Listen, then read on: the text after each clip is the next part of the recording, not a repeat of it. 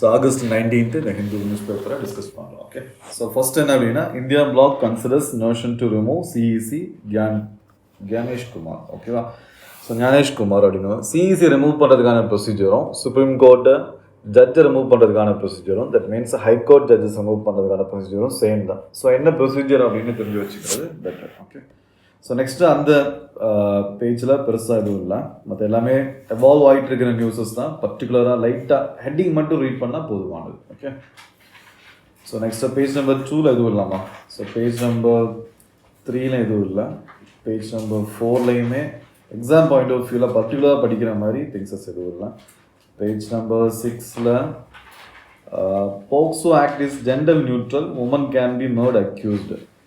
அப்போ ஆக்சுவலாக லா படி அது வந்து மென்னை மட்டும்தான் அக்யூஸ் பண்ண முடியும், லா படி. அப்படி தானே அர்த்தம் அது. தட் மீன்ஸ் என்ன அப்படின்னா, அது இப்போ ப்ராப்ளம் எதுக்காக இந்த ஆர்குமெண்ட் எடுக்கிறேன்னா, லாஸ்ட் இயர் ஃபியூ கொஸ்டின்ஸ் இருக்குது. தட் மீன்ஸு கவர்னரோட டிஸ்க்ரிஷனை கோர்ட் கொஸ்டின் பண்ணுவான்னு கேட்டால், ஃபைனலான்னு கேட்டால் ஆக்சுவலாக இல்லை, அதாவது ஃபைனல்னு அர்த்தம். கான்ஸ்டியூஷன் படி கவர்னர் எடுக்கிறதான் decision, it's a final. So அதுதான் ஆன்சரும் கூட யூபிஎஸ்சியில். ஆனால் ஸ்டில் என்ன அப்படின்னா, அது சுப்ரீம் கோர்ட் கொஸ்டின் கேட்கும், அது கிரே ஏரியா அது. ஓகே, அப்படி இருக்கலாம் இப்படி இருக்கலாம் அப்படிங்கிற மாதிரி. ஸோ இதில் கன்ஃபியூஸ் பண்ணாமல் லா என்ன சொல்லுதோ அதை அப்படி என்ன பண்ணுன்னா டைரெக்டாக எடுத்துக்கோங்க. ஓகேவா? ஸோ அந்த எக்ஸாம்பிளை சொல்கிறதுக்காக தான் இதை நோட் பண்ணுறேனே தவிர இதுக்குள்ளே ரொம்ப டீப்பாக இருக்கும்னு இல்லை. ஆனால் போக்சோ ஆக்டில் ஜெண்டர் நியூட்ரலா இல்லையா? ஓகே, அதாவது ஜெண்டர் நியூட்ரல்னு எப்படி சொல்கிறோம் அப்படின்னா, எக்ஸ்பிளிசிட்டாக கண்டென்ட் இருக்கணும் ஜெண்டர் நியூட்ரல் அப்படிங்கிற மாதிரி, இல்லைன்னா எக்ஸ்பிளிசிட்டாக மென் அண்ட் உமன் என்னது இன்வால்வ் ஆகிற மாதிரி இருக்கணும். ஓகே, ஸோ ரொம்ப அது டீப்பாக டிஸ்கஸ் பண்ணால் நல்லா இருக்காது சில விஷயம். அதாவது பெனட்ரேட்டிவ் செக்ஸ்ன்னு சொல்லும்போது அது மென்னு தான் மோஸ்ட்லி வரும். ஓகேவா? ஸோ அப்போ என்ன இருக்காதுனால உமன் வர மாட்டாங்க. ஸோ உமன் அப்படிங்கிறது அது மாதிரி ரொம்ப கிரே ஏரியா மாதிரி சேஞ்ச் ஆகிடுவாது. ஓகே, இதெல்லாம் வந்து வீடியோவில் டிஸ்கஸ் பண்ணலாமான்னு தெரியல, அதனால் நம்ம என்ன பண்ணலாம்னது நெக்ஸ்ட் டாபிக் போகலாம். ஸோ நெக்ஸ்ட் என்ன அப்படின்னா வந்து, Alaskan wins India and Trump Putin summit. Okay, so already சொன்ன மாதிரி அலாஸ்கா இங்கே இருக்குது. ஓகே, அதோட இம்பார்ட்டன்ஸஸ் என்ன, சிம்பிளாக 2-3 ஃபேக்ட்ஸ் தெரிஞ்சுக்கிட்டால் போதும்.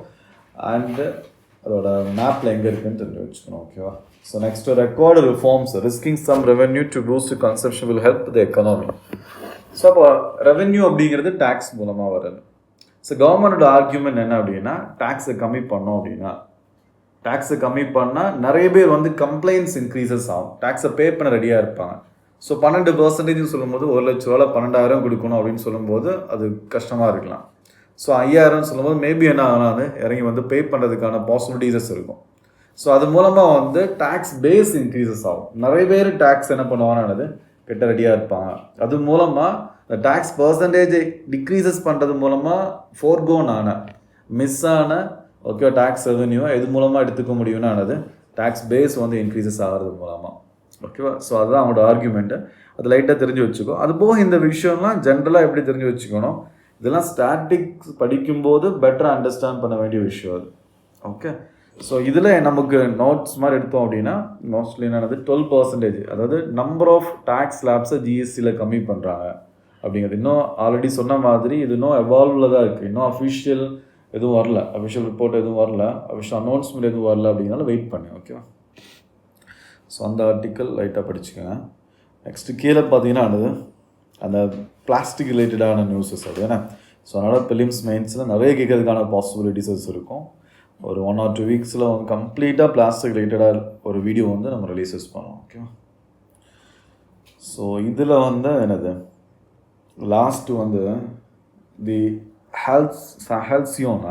ஹால்சியோன் டேஸ் அப்படிங்கிறது என்ன அப்படின்னா, என்னது பேஸு ப்ராஸ்பிரிட்டி எல்லாம் நல்லபடியாக நடக்க போகுது, அதனால நான் ஒரு ரூல்ஸ் கொண்டு வரேன், எல்லோரும் ஃபாலோ பண்ணுங்கன்னு சொல்லும்போது எல்லோரும் அக்செப்ட் பண்ணி ஃபாலோ பண்ண ஒரு டைம் இருந்துச்சு. அந்த டைமில் மாறிடுச்சு. மோஸ்ட் என்ன அப்படின்னா ரியலிசம் அப்படிங்கிறதுக்கு ரொம்ப இம்பார்ட்டன்ஸ் கொடுக்குறோம், அப்படி தானே? ஸோ ரியலிசம் அப்படிங்கிறது என்னோட கண்ட்ரி என்னோட பெனிஃபிட்ஸ்க்காக, அது பிளாஸ்டிக்காக இருந்தாலும் சரி இண்டஸ்ட்ரீஸாக இருந்தாலும் சரி நோ மேட்ரு அப்படிங்கிறது. அது எப்போவுமே அப்படி தான், எப்போவுமே பிரின்சிபல்ஸ் அப்ஸ் அண்ட் டவுன்ஸில் இருக்குது. Next, the path to ending global hunger ends through India. இதுவுமே உமன்ஸ் சில்ட்ரன்ஸ் இஷ்யூ சோஷியல் ஜஸ்டிஸ்னு வரும்போது ஸ்கீம்ஸ்னு வரும்போது படிக்க வேண்டிய விஷயம் தான் உள்ளே இருக்குது. இன்டெகிரேட்டட் சைல்டு டெவலப்மெண்ட்னா என்ன, ஓகே, கவர்மெண்ட் வந்து போஷன் அபியான் எப்படி ரன் பண்ணுறாங்க, இது மாதிரி விஷயம் தான் உள்ளே இருக்குது.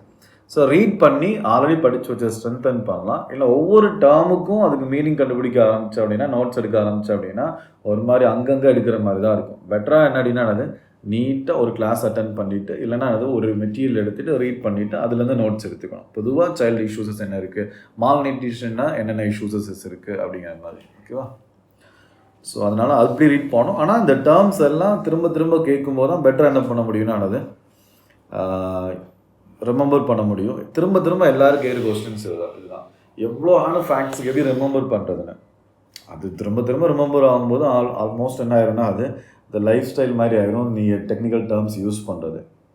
அதனால தான் ரீட் பண்ணுமே தவிர மோஸ்ட்லி நோட்ஸ் எடுக்கணும் பெருசாக இல்லை. பார்க்கறதுக்கு ரொம்ப அழகான பாயிண்ட்ஸ் மாதிரிலாம் இருக்கும். For examples, woman led enterprises, local cooperatives use பண்ணணும், ஃபார்மர்ஸ் ப்ரொடியூசர்ஸ் ஆர்கனைசேஷன்ஸ் மூலமாக கிளைமேட் ரெசிஸ்டன்ஸ் கிராப்ஸ் யூஸ் பண்ணலாம் இருக்குது. அது எல்லாமே எல்லா ஸ்டாட்டிக் போர்ஷன்லையுமே கவர் ஆகிற வே ஃபார்வர்ட் தான். ஓகேவா? ஸோ நெக்ஸ்ட் என்ன அப்படின்னா, what true empowerment of women என்டைல்ஸ்.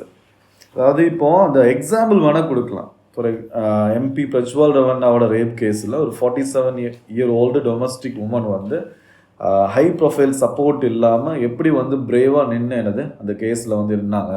இது ஒரு டிஃப்ரெண்ட்டான ஒரு கேஸாக இருக்குது, இது ஒரு ஃபியூச்சருக்கான ஒரு எக்ஸாம்பிளாக இருக்குதுன்னு சொல்கிறாங்க. ஸோ எத்திக்ஸில் எஸ்ஐலையும் என்ன பண்ணலாம், எக்ஸாம்பிளாக கொடுக்கலாம். இது ரொம்ப ப்ரிடாமினண்ட்டாக கொடுக்காது.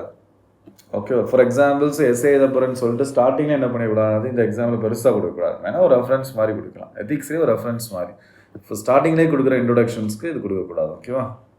வேறு ஏதாச்சும் நல்ல எக்ஸாம்பிள்ஸ் இருக்கும், less controversial, less things, political leaders involve ஆகாத விஷயம் இருக்கும். நெக்ஸ்ட் ஐங் போடோலேண்ட் பை. ஸோ போடோலேண்ட் இந்த உள்ளே இருக்குது, மேலே ஹெட்டிங் பார்க்கும்போதே தெரியுது பொலிட்டிக்கல் நியூஸ் தான் அது. ஸோ போடோலேண்ட்னா எங்கே இருக்குது, இந்த இஷ்யூ என்ன அப்படின்னு தெரிஞ்சு வச்சுக்கிறது ரொம்ப ரொம்ப இம்பார்ட்டன்ட். ஓகேவா?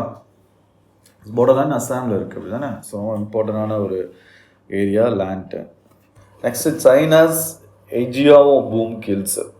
ஸோ தட் மீன்ஸ் என்னென்னா டாங்கியோட அந்த முடியிலிருந்து அப்படி தானே, ஹைடுலேருந்து, ஹைடுன்னா தோல் அப்படி தானே, தோலா முடியா, சரி ஓகே, தோலை முடி ஒரு மாதிரி. ஓகேவா? ஸோ அதுலேருந்து என்ன பண்ணுறாங்க அப்படின்னா அது ஒரு விஷயத்தை க்ரியேட் பண்ணுறாங்க. அது வந்து மெடிசினல் பர்பஸ், அதாவது ட்ரெடிஷ்னல் மெடிசினல் பர்பஸ். ஸோ அதுக்காக வந்து ஆல்மோஸ்ட் என்ன அப்படின்னா அது 65 lakhs ஆஃப் என்ன அப்படின்னா அது டாங்கிஸஸ் வந்து கொல்லப்படுது. ஹைடுன்னா தோல் தான் அதுதானே, ஸ்கின்னு.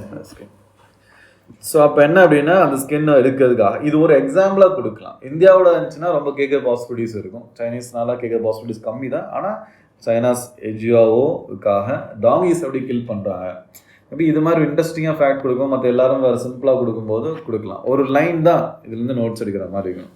எஜியோஸ்க்காக டாங்கிஸ் கொல்லப்படுறாங்க அப்படிங்கிற விஷயம்.